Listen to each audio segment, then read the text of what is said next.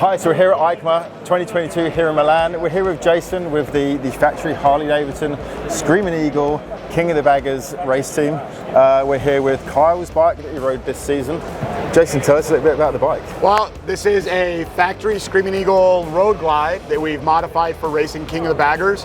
We're running the Harley-Davidson 131R race motor. It is a real race bike, so to get to that point, we've had to make some real modifications, but there is a lot of the bike that is still stock. So correct me if I'm wrong.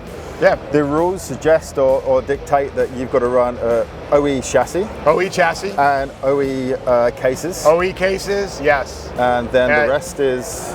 There are still some other rules in there, but yeah, there's a lot of stuff for dimensions and even materials for tanks that you can use. And so we've worked really hard to stay within those rules to get a bike that we can take and turn into a proper race machine. I think this is way more relevant to the customer base because we can relate to this. The guys and the girls that are running road glides and street glides can look at King of the Baggers and aspire to have a custom build, that's inspired by these bikes. And so I've been like an avid follower of everything that you guys have been doing for, what has it been, 3 years now? This is, we're fixing to start our third full season. Originally it was a one race. Next year we're going to have 7 rounds, but double headers every round, so it'll be 14 races for the season. That's awesome. Yeah, it'll be quite a bit more of a challenge for us having double headers, but we've got some things in the work to help with that, so it'll be fun. We've got Kyle and Travis coming back. We've got a more established, well-groomed team, so we're moving forward. So we're very excited about next year. Very excited to bring the #1 plate back to Harley-Davidson. Where it belongs? Back to Screaming Eagle, back to Harley-Davidson, where it belongs, yes. I was a guest of these guys, the race team, in July this year at Laguna Seca.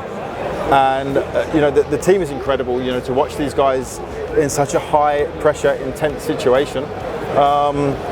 But then to go, we was up at the corkscrew, I think, watching one of the rounds, to see these bikes, the way they handle, I mean, this is a road glide. I've ridden road glides all my life. To see these bikes, the way the guys were throwing them around, I mean, out of this world. Yes. And then to see, the professionalism in you guys, and we were talking about how open the paddock was. Yes. And, I've been in paddocks all my life. It was so open, and, you guys were so approachable. Not that I pestered anybody, but like I said to you earlier, I felt guilty and like we shouldn't be here, I wouldn't want these people like hanging around in my pit.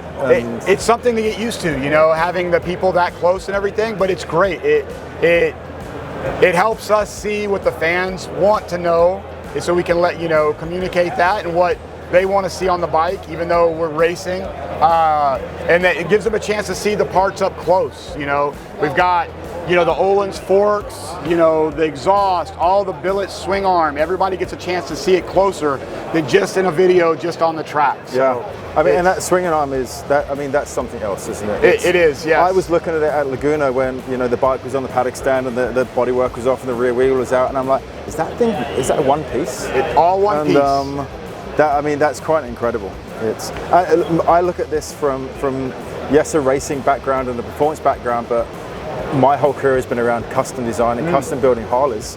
So I see it from both aspects, and I mean, this is an incredible custom bike as well. So to build a race bike, and you guys have achieved this. That's the thing. This bike is actually in full race trim. So if we were racing this weekend, this is exactly how we would roll it out of the truck. So I've had multiple people ask, even Öhlins ask, did we do something special for the show?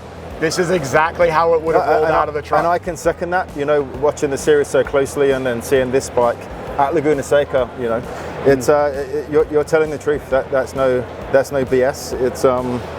But man, it's a pleasure, getting to see the bike up close again. I mean, this is a special bike, I'm sure this has stolen the show.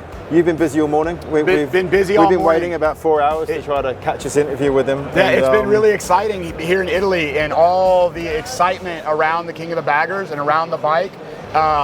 It's been very, very, very fun to see everybody's excitement. Yeah, it's just fantastic. We need to get you guys over, maybe a one-off race in the UK or Europe. I think that would be fantastic. It's that would be cool. That would be cool. Yeah. So, but Jason, thank you so much. Absolutely. I'm really pleased I got to see you over here as well. Thank you. It's good to see you again too. Yeah. Man, thanks.